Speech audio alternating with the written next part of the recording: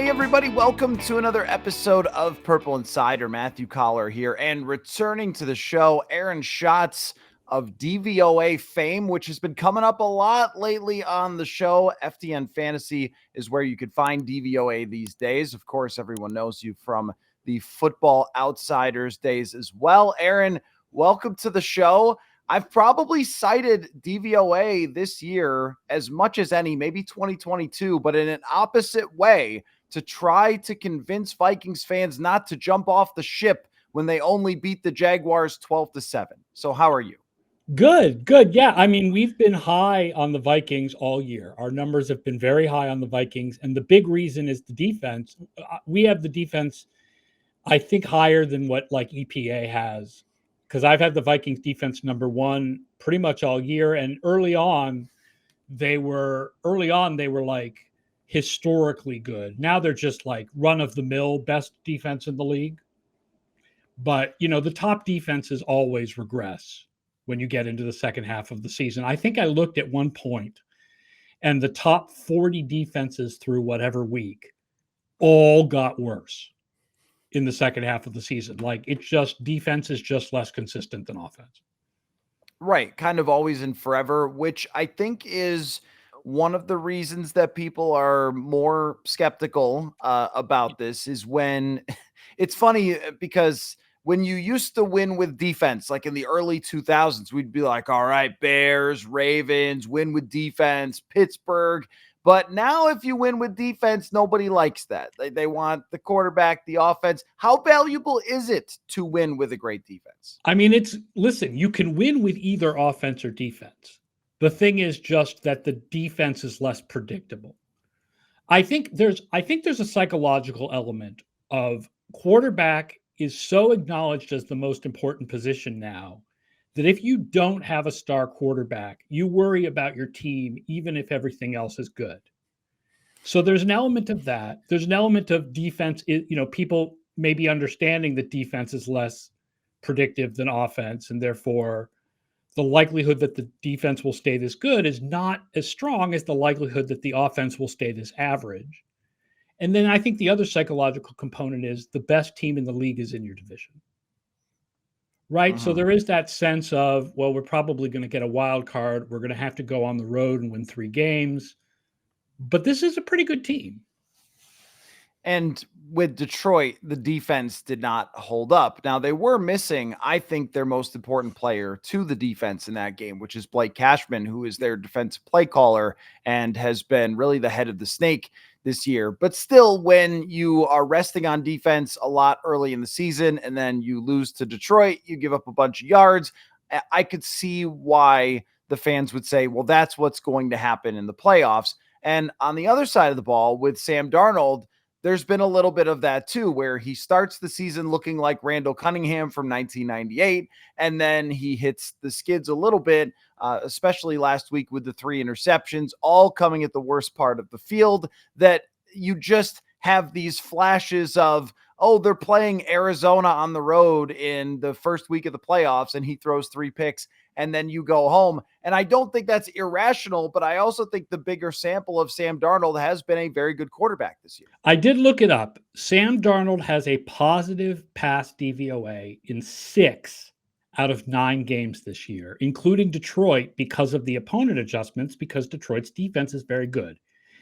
He has 3 negative games, the Jets in week 5, and then week 9, which was what, in Indy? Indy, yep. And then really bad last week, like really, really bad. But the Vikings managed to win all 3 of those games. The 2 losses, Darnold was actually kind of fine.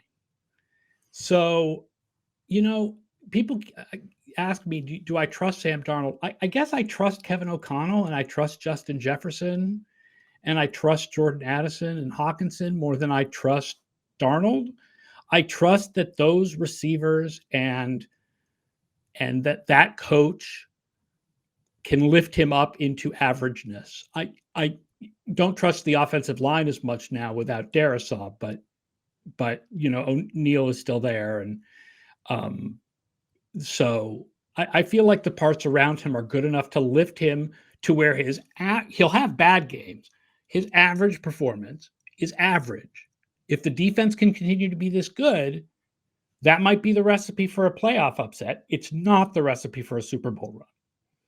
Right. And I think there's a little bit of what happens here is that Minnesota fans have seen so many teams, and we have all the teams. So the hockey team does this, the basketball team does this, the baseball team does this, where they're pretty good.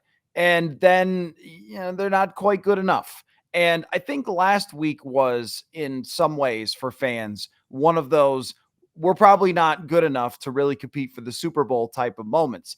But when we look at the rest of the NFC, Aaron, I'm impressed with Detroit. I'm impressed lately with Philadelphia for sure. Everybody else, I could give a pretty big old shrug to. Our numbers still really like San Francisco. Okay. Right now, we have Minnesota 4th and San Francisco 5th. But if you consider McCaffrey being back and you consider the idea of offense being more predictive than defense, I would put San Francisco ahead of Minnesota right now. Arizona has looked nice, but we don't have them quite as high. And then after last night, I think, Washington is a little lower and Green Bay is a little lower. That's tough. I mean, I don't follow hockey or basketball well enough to know what's up with the Wild and the Timberwolves, but it would be frustrating to be the city of first round losses. And the feeling of like, do we need to suck for a couple of years in order to get good? Because on one hand, oh God, is it going to be another first round loss for the Vikings? But on the other hand, this is better than anybody really thought this team was going to be this year.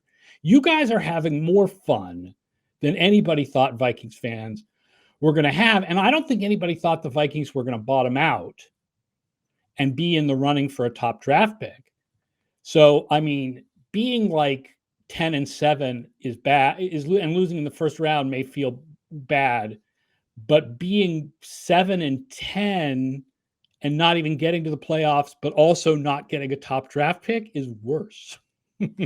Oh, yeah, no, definitely. And that's a lot of the recent Vikings history anyway. I mean, the 2020 season where they start 1-5, they're in perfect shape to tank, and then they don't end up doing that, and they get into the hunt. That was for I don't know how long. My insult for the team was welcome to the in the hunt graphic. It must be December for the Vikings, but now they're right there neck and neck, even with Detroit. I mean, Detroit. We have them at 89%. We have them at 9% to win the division and 89% to make the playoffs. That's a huge difference because of the fact that we have Detroit so good and because they lost at home to Detroit. So that if they want to even up Detroit, they're going to have to win in Detroit. It's very unlikely the Vikings win the division, but 89% to make the playoffs, they're pretty much it. Right. And then when you look at the upcoming schedule here, the Titans this week, but then the Chicago Bears still twice on the schedule, Arizona, Atlanta, Seattle, kind of a little better than coin flip type of games that they should at least split those games. But if they do a little better, I mean, they only need to go 5-3 the rest of the way to have a 12-win season, which is the same number of wins they had in 2009 with Brett Favre. And yet, the Sam Darnold element, I think, really holds up people because he can be so volatile. And even though he's throwing to Jefferson and Hockenson is back and is made for a really good weapon for him, I don't know how to tell people that Sam Darnold won't throw that interception because he might. They could go on a run, but in order to go on the run, he has to avoid the interceptions and the defense has to take it to like 2000 Raven levels. Like, they could go on a run and be like the 2000 Ravens, the 2002 Bucks, the 2015 Broncos, but the defense would have to go back to what it was doing the first 3 or 4 weeks of the season, and Darnold would have to avoid the picks. Right. So what is the gap between the Vikings in terms of strength and some of the other teams? You mentioned San Francisco is right there. I feel like the way Philly is playing right now, they're really making a case for themselves. Washington is starting to slide a little bit. Jaden Daniels banged up, hasn't been quite the same since he got banged up, or maybe halfway through the season. Interestingly, DVOA says he's been about the same. Oh, since he really? got banged up, if you adjust for the opponents, Oh, it's okay. only a That makes sense. it's only a small drop since he had the rib injury.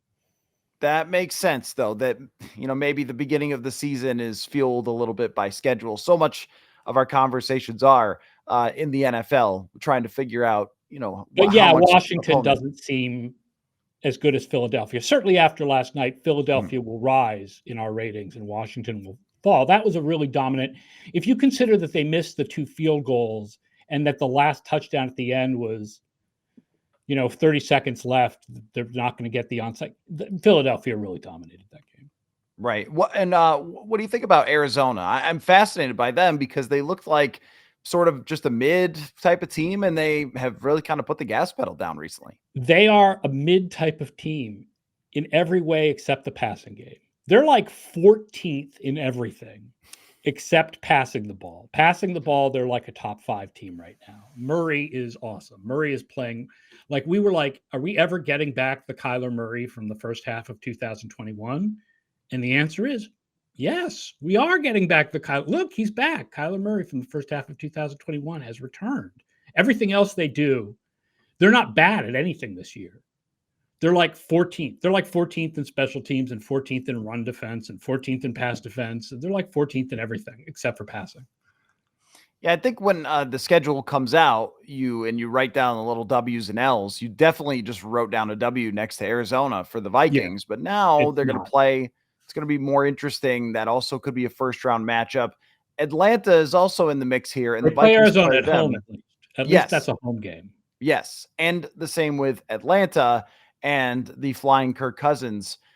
That's kind of a weird team, right? I mean, they really outplayed the Saints, but they lost the game. They In the had some first other game, and games, in the first game they won, and they were totally outplayed right? by this. Like the 2 Saints, wrong team won each game. Right, and then there The was the Philly Falcons are game where all they off. stopped playing So. defense. Yeah. So Yeah, what do you their think of defense them? is not good. Their defense is not good. They're 8th in offense and 24th in defense. And overall, we have them lower. They are the only team with a winning record that has a DVOA lower than any team with a losing record. Okay. Like we Yeah. have things pretty much right side up this year. The teams with winning records are all above average, including Atlanta, and the teams with losing records are mostly below average. Like the only teams with losing records that we have as above average are Tampa and Cincinnati and Seattle, I guess, but they're only a little bit above average. Like it's pretty much like the top teams are the winning teams and the bottom. There's no like super surprise like this 4-6 team is actually 5th best in the league. There's nothing like that this year. Friends, gifting is hard, but here's a hint. Give the gift of connection from US Cellular. Not sure what that means? Here's a slightly more specific hint. You could choose 4 free phones and get 4 lines for $90 a month from US Cellular. Your family wants new phones? How do we know? They told us. The good news is that compared to wrapping presents, you're great at taking hints. So take a hint and get 4 free phones and 4 lines for $90 a month. US Cellular, built for us. Ready to kick off some extra fun on football Sundays? Grab Catan and keep the action going off the field. While Minnesota's football teams are crushing it, you and your crew can build, trade, and outsmart each other in the ultimate game of strategy. Whether it's during halftime or between big plays, Catan brings a whole new level of competition and excitement to your game day. Visit CatanShop.com and use the coupon code PURPLE to get a 10% discount off Catan for a limited time. Again, CatanShop.com, coupon code PURPLE to get a 10% discount on Catan for a limited time only. Have you ever tried to explain football to a little kid? It can be near impossible to make it make sense sometimes, but there is help. I want to tell you about Future Fans, a new brand that helps little kids become big football fans with storybook-led activity boxes. Let me explain to you what that means. You get a football playbook that not only explains the game, but also has a ton of different activities to help better understand how football works. I have a good friend whose son is 7 7 years old, and he's just getting into flag football, and they have loved playing game watch bingo together during games and drawing up their own plays on the laminated play sheet that comes in the box. That's been his son's favorite part so far, but there's so much more to it. There's a beanbag toss game with 4 tries to teach the downs in football, and then later that connects back to the storybook itself. There's coloring pages, brain teasers, mix and match games, all sorts of things for endless hours of football fun. My friend and his son have had so much fun with it. Now his son is asking, when can we watch football again? And luckily for him, it's on just about every day. If you want to share your love for football with a little one, your kid, grandkid, niece, and nephew, Future Fans is the best gift for a sports fan and their little one this holiday season. It's only $49.99 at futurefans.com. Use the code PURPLE, though, and you get 10% off. Again, futurefans.com, code PURPLE, and unlock a lifetime of memories with a kid in your life starting now. It really does seem like the seas have parted. And that's the way that I've been talking about it on the show, is that you have this number one team that is by far the best team in the NFC in the Lions. And then everybody else is kind of just battling each other for who the next best team is. But how far do you think the Lions are ahead of everybody else? Because this becomes a debate in every comment section when I bring it up, that Vikings fans don't think the Lions are that much better than everybody else. I kind of do, even though they only beat the Vikings by 2 points. Where do you stand on that? They are that much better than everyone else, but it's not unsurmountable. We have them as, right now, they are the 13th best team in DVOA history through 9 games. So before this last game, they were like top 5. But then they had the really close game with Houston and they dropped. But there's a good chunk between Detroit and the rest of the NFC, with just Baltimore in between Detroit and the rest of the league by our numbers. So we have, then you have we have Detroit way ahead, and then Baltimore, and then another gap, and then Kansas City, Minnesota, San Francisco, Buffalo, and I'm assuming Philadelphia after last night are all kind of grouped together. I was thinking about something earlier this year, and I decided to look it up about what teams usually look like on paper when they go to the Super Bowl. And I noticed a couple of things. I mean, number one is that they usually have 12 or more wins. It may have been 11 in the 16 game era, but somewhere in there. And they almost always have at least a plus 100 point differential. So out of the last 20 teams to reach the Super Bowl, I think only 4 were less than 100. And one of them was Kansas City last year that won the Super Bowl. You could just sort of throw that out because gestures at Mahomes. So that's the Vikings right now sitting at plus 64. I'm curious about this as far as thresholds for what you need to be in whether it's DVOA or whatever, a real contender as you go into the playoffs. The optimistic viewpoint for Vikings fans is to look back at 15 years ago. Okay, we went through a period between 2006 and 2012 where a number of teams that were not at the top of the league in the regular season went on playoff runs and got to the Super Bowl. Whether it's the way that the Colts defense turned around in 06, or the Giants in 07, or the Giants in 11, or the Cardinals in 08, or the Ravens in 2012. There are all these teams, and there was a 7 or 8 year period where all these teams that don't hit those marks were making it. But the last few years, you basically had to be like a top 5 or 6 team to make it to the Super Bowl. And even Kansas City last year was a top 5 or 6 team in the regular season. It was not a super surprise that they made the Super Bowl. And their playoff wins, for all that they have magic beans, their playoff wins were all close. It's not like they were blowing teams out in the playoffs like the 89 49ers or something. Right. I was thinking about that era of football exactly, and how there are a lot of things this year, and maybe it's only hit me this year, that are reminding me of that early mid 2000s type of NFL. And I'm watching Saquon Barkley last night thinking running backs, everyone, running games are kind of being the main focus of things. Aaron Jones is going to be 30 years old soon, and he is still putting on great performances. And I look around the NFC, and for so long, it was, well, Aaron Rodgers is here, Drew Brees is here. There's the certain quarterbacks, especially in the AFC, who are dominating. That's still kind of the case with Mahomes and Allen. But on the NFC side, Jared Goff is not a perfect quarterback, and he can mess something up while he's trying to scramble like he did in the NFC Championship last year, or I guess he's capable of throwing 5 interceptions. I didn't expect that the other night. But there's no one that you go into. Jalen Hurts is a good example. There's a lot of quarterbacks who play and overall kind of like Sam Darnold has played this year, where it's not just week in and week out near perfection like Brees or Rodgers.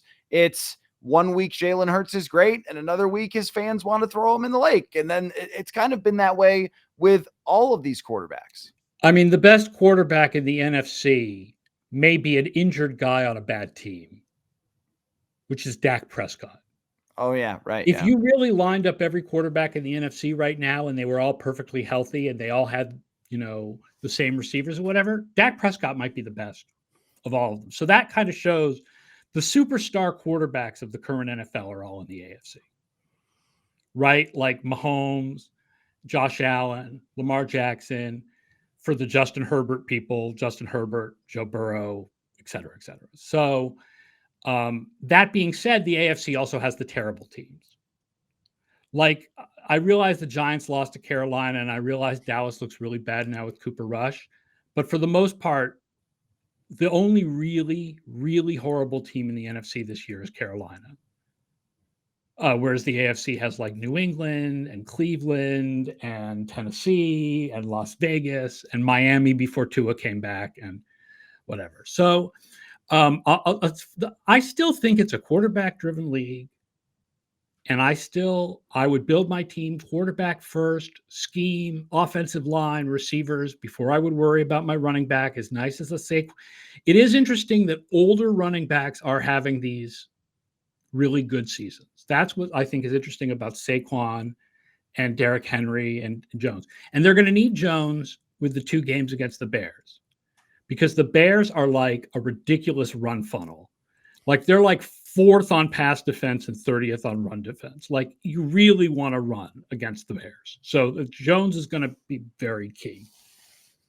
When it comes to the Vikings down the stretch, one of the things we'll be thinking about is the future at quarterback after drafting JJ McCarthy. And there's 2 ways to look at this. When Sam Darnold, if he plays really well down the stretch, which I think is very possible, Seattle can't play defense, Atlanta can't play defense.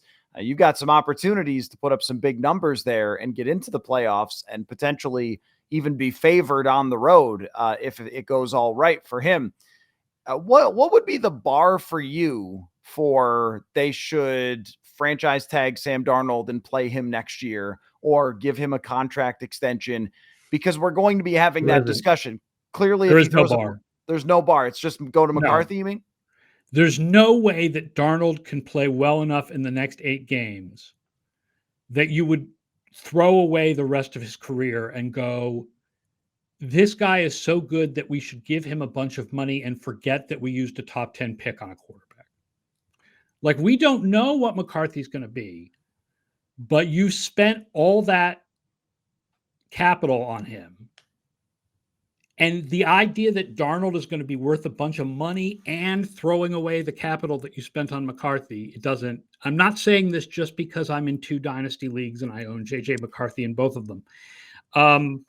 It really is don't fall into the Flacco Richardson, dilemma. It would be great to bring Darnold back as the backup, but to commit to him in any kind of way that would spend a lot of resources, it doesn't make any sense. Which kind of leads me to when you can give a quarterback this type of setup. You mentioned believing in O'Connell, but also I believe in Justin Jefferson, who is about to break the record for most yards in 5 years by week 9 of his 5th year. You cannot possibly shower enough accolades on Justin Jefferson. It's obscene, the numbers that he's put up in his career, and then also the way that he carries himself is so Yeah, not impressive. really a diva. Not even Not close. really a Yeah, wide receiver diva, is he? no. In No. fact, it was just sort of funny. Every time he doesn't have like 100 yards, there's at the press conference, it's like, oh, what did they do to slow you down? He just has an average good game for a receiver. It's what did they do against you? And he always answers all the questions in a very reasonable way. Even his commercials are kind of humble. You know, like I mean, so yeah, Jeff, it's a good play. I mean, listen, I just said I own JJ McCarthy in 2 dynasty leagues, right? There's a reason for that. And it's not that I'm a big JJ McCarthy guy. It's that I'm a big O'Connell and Justin Jefferson and Jordan Addison guy. This is set up. I did an article for ESPN before the season about the best setups for rookie quarterbacks. And I had Caleb Williams number 1, which it turns out is not, because Keenan Allen is not the guy he used to be. And I don't think their offensive line, it's not as bad as people think, but it's not as good as people hoped.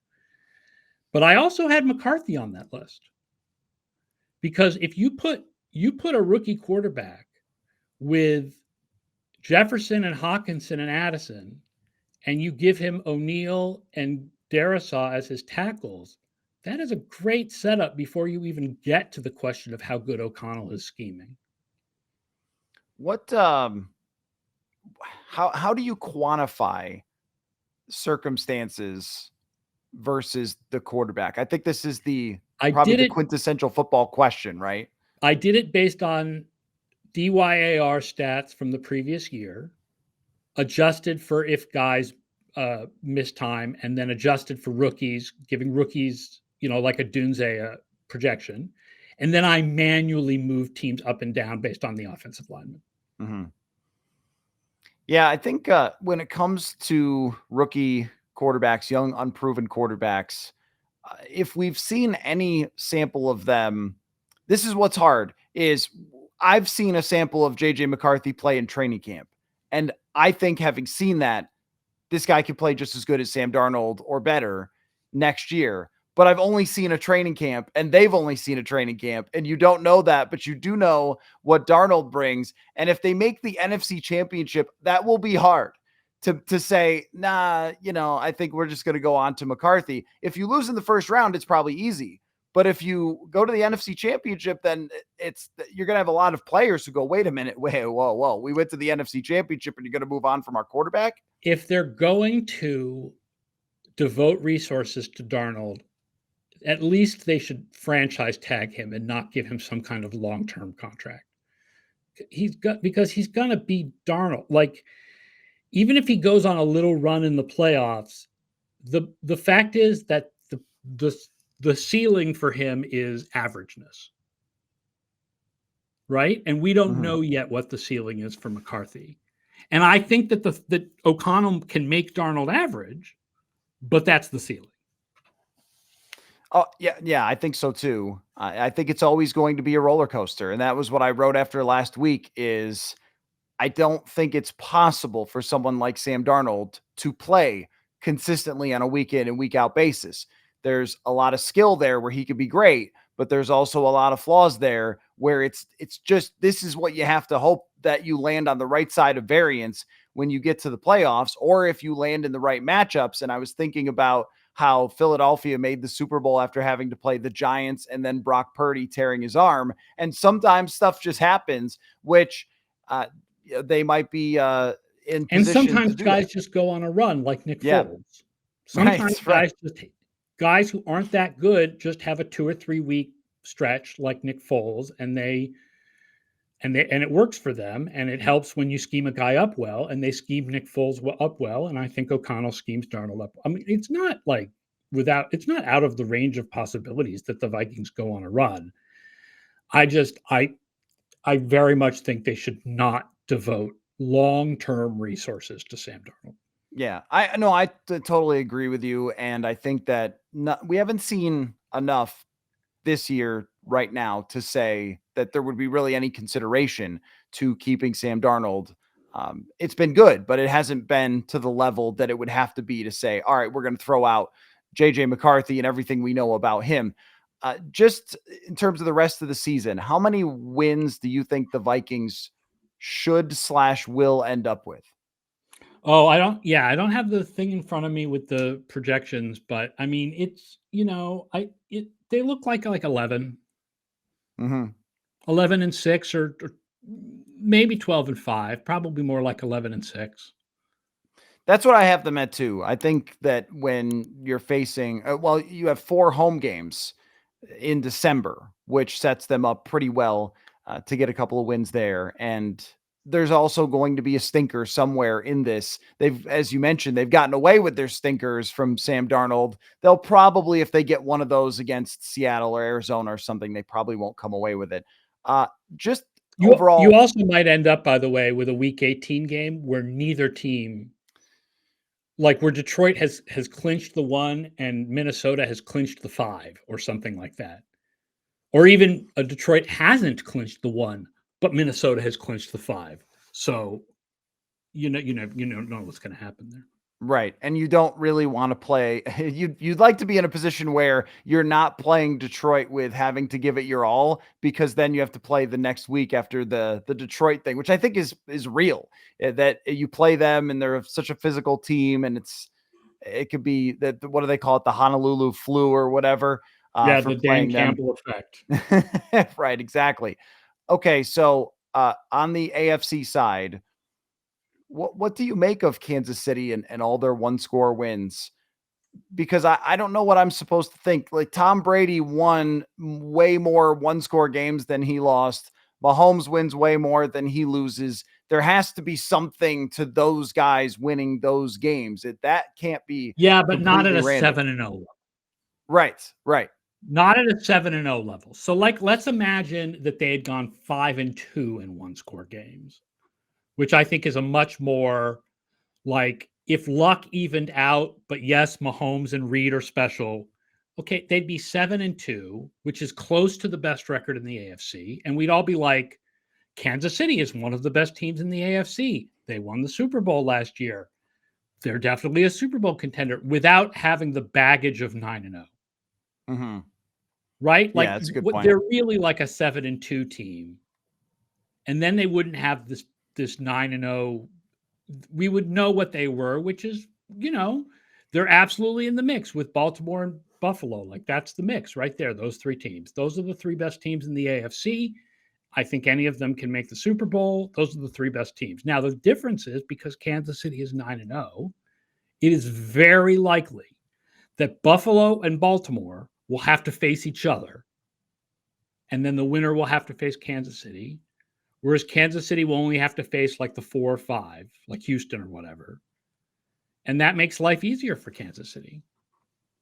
And history just goes on repeating itself. It was Big Ben, Peyton Manning, Tom Brady, and now Allen and Mahomes and Lamar Jackson. And But it was also Montana. Like, this is the team I keep comparing the Chiefs to. The 1990 San Francisco 49ers were coming off 2 consecutive titles, and they won a bunch of close games and started 10-0, but they weren't as good as their record. And then they lost a couple, and then they lost in the playoffs. It is hard to make a Super Bowl. There is a reason why, even if the Chiefs go 17-0, 4 teams in NFL history have finished the regular season undefeated. And of those 4 teams, only 1 won the championship. 2 Bears teams from before the Super Bowl and the 2007 Patriots lost. And of course, the 72 Dolphins has been brought They're up the a few one times. team. They're the one team that didn't lose in the championship game. That went undefeated in the regular season and didn't lose in the championship game. So, like, it is not ridiculous to think that if the Chiefs beat the Bills this week, that the Chiefs could go undefeated and then lose to the Ravens or the Bills in the playoffs or the Lions. But more likely is that Andy Reid would sit guys in the last couple of weeks of the season, and that it would, like the 2009 Colts, they would lose the undefeated season because they sat guys. Are you you think I mean the Bills got to do this someday, right? You can't be this good for The thing this about the long. Chiefs winning 3 titles in 5 years is that it leaves a lot of teams in the AFC where you're like, the such and such has to do this someday, right? Like the Ravens have been good for years. The Bills have been good for years. The Bengals have been pretty good. You know, like there is this feeling like one of those teams has to get over the hump. And then in the NFC, the 49ers, right? Like, I mean, the Chiefs winning 3 out of 5 kind of has blocked all these good teams from winning it. So, yeah, I mean, there is, look, I would love to see a Buffalo Detroit Super Bowl. Wouldn't that be fun?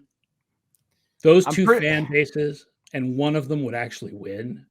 I'm pretty sure the week before the Super Bowl, Earth just gets hit by an asteroid. I mean, I know you would all be voting, you would all be rooting for Buffalo.